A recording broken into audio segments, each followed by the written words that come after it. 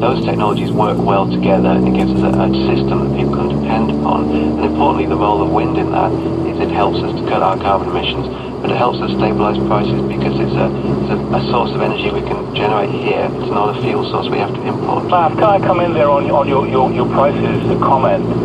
We have to establish that this is just a myth. The cost of wind from onshore sources is twice that from conventional sources, and offshore it is 3 times that. It's about £150 a megawatt offshore. It's £100 per megawatt onshore, and about 50 quid for conventional. You reckon it's a racket? You reckon it's a racket, don't you? It's a racket. We come back to the community benefits. These bags of shekels that are being offered to these poor misguided souls are actually coming from their pockets because they're paying the renewable obligation subsidies on their fuel bills. That's how sick the whole thing is. All right, well, thank you very much indeed. Bob Graham there, who it may or may not surprise me, is an anti-wind farm campaigner, and Matt Smith, Deputy Chief Executive of Renewable UK. We're discussing this on your call later on. Wind farms, do you block them or back them? You can call later. It's 8:18. Across the UK, this is BBC Radio 5 Live. 5 Live Breakfast with Nicky Campbell and Rachel Burden. HM Revenue and Customs is accused of losing hundreds of millions of pounds in duties on cigarettes because it's failing to clamp down on tobacco smuggling. Local communities will be given more powers to block onshore wind farms, but they'll also be offered greater incentives to accept them. And in a speech later, Ed Miliband will set out plans for a cap on the welfare bill if Labour wins the next general election. Either way, says Just So on Twitter, we're not going to have enough electricity in 2 years' time, wherever it comes from. He says reality bites when the Corrie cuppa can't be made.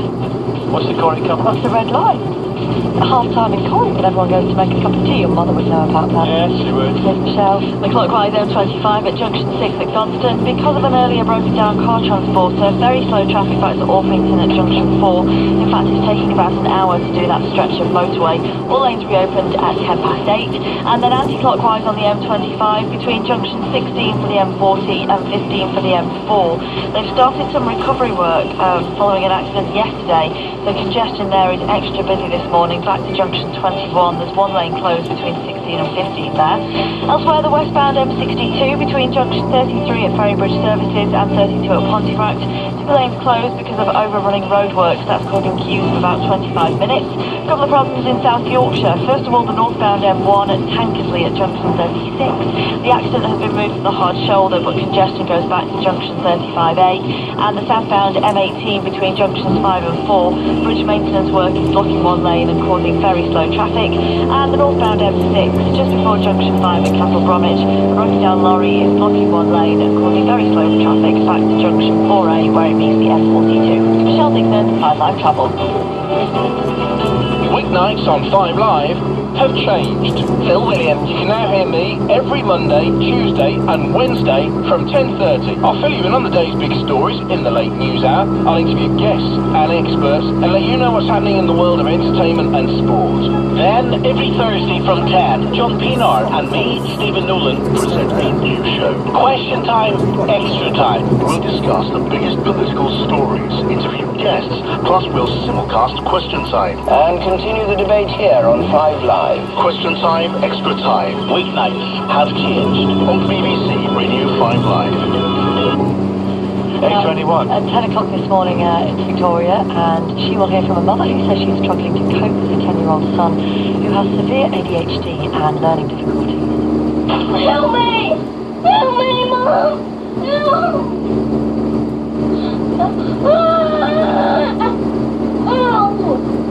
So he's biting the banister there.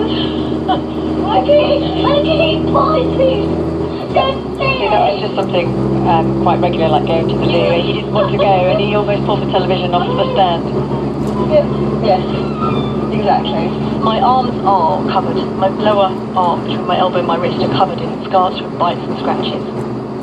And if my arms get cold and the scars show up, I think it looks like I've been self-harming.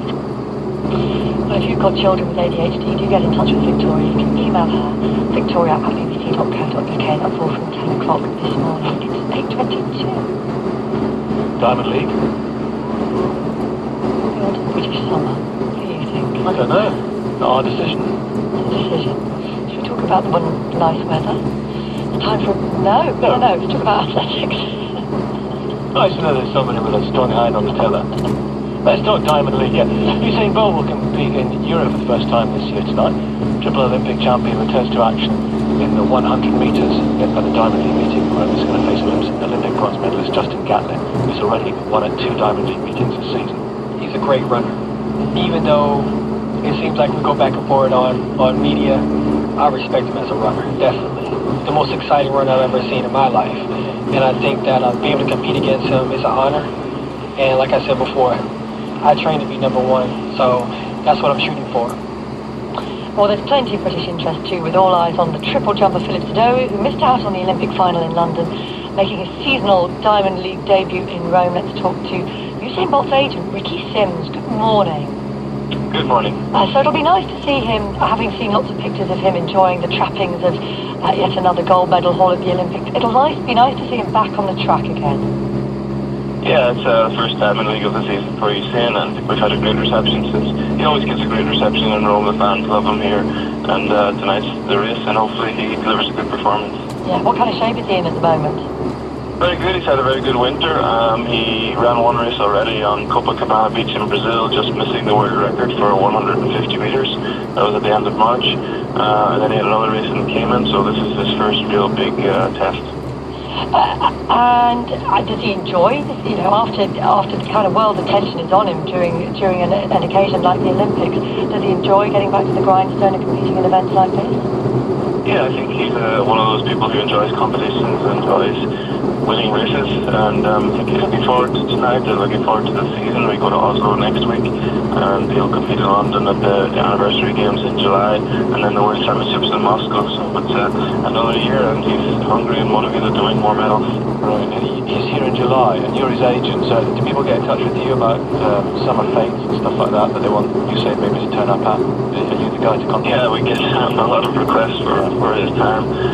Unfortunately, he can't do everything that people want him to do, but you know, he loves working with people and he loves doing things. So such an exuberant character. He must be brilliant to work with. Yeah, he is. He's a marketing dream, really. I love to take credit for all the things that he does, but a lot of it comes from him. So yeah, he really is a great athlete to work with. Yeah, the last picture I saw of him, it was him taking possession of I think it was a gold-plated car. You get a lot of stuff one of the sponsors is Nissan GTR, I think the fastest road car. That wasn't supposed to be an opportunity to allow you to name a sponsor at all, but I walked right into that one. So are you. Thank you, Ricky. They made a gold car for him. They said if he won the Olympics, they'd make a gold car, and they auctioned it for charity, but he liked it so much, it was a one of a kind. But he liked it so much, they asked him to make another one to send to Jamaica for him. Okay, they had no problem with that. Right, thank you, Ricky Sims, who was Usain Bolt's agent. Diamond League Athletics tonight, and there is coverage on 5 Live. Let me put my glasses so I can tell you, because I think Ellie Oldroyd is there. Yes, she's presenting from the Stadio Olimpico from 7 o'clock this evening with full coverage of that meeting. It's 8:26. Hot town, summer in the city, back of my neck getting dirty and pretty. Sit down, doesn't need to be a shadow in the city. All around, people looking half dead, walking on the sidewalk harder than a bitch. We're expecting the hottest day of the year today, Simone, aren't we? We are indeed. Yeah. We asked people this morning, how are you coping with the heat? There was a story that emerged yesterday, wasn't it? What was it again? A helicopter carrying a patient to a hospital in Argyll had to be diverted because smoke from a doctor's barbecue was blowing across the landing pad. And when we're not cooking in the wrong places, we are found inappropriately flashing the flesh that's usually kept warm and dry and pale under coats and jumpers. Yeah, let's get an Aussie perspective on the great British summer. Paolo Totaro is an Australian journalist living in London. What do you make of us Brits when the sun shines upon us? I think you're hilarious. We love it. Thanks. We take bits on when we see the first English person sitting in their underwear on a warm day in a park. It's always a kind of a fun sport. Is it? What does it look like to you?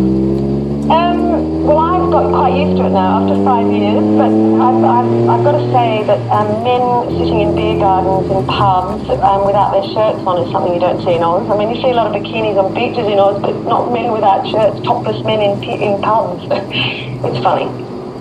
So how do you cope with really hot weather here in the UK? And does this actually even constitute hot weather for you? Well, no, it doesn't. I mean, I was talking to a friend last night, remembering Boxing Day just a few years ago, day after Christmas, and it was 49 degrees in the shade.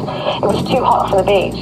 To me, that's hot. It's like, you know, when you open the oven and it whooshes in your face and you can't get away from it. So for us, 23 degrees or 25 degrees, I mean, that's cardigan weather for Aussie. Don't give me this body beautiful bit, though. I've been on Bondi Beach. I've seen the beer bellies. I've seen... Go on. No, I agree with you, absolutely. I'm not saying that Aussie bodies are any better than British bodies. In fact, many Aussie bodies should be put away. It's just that your ones are rather moon-tanned. Or what my daughter calls a moon-tan, anyway. Moon-tan, I love that.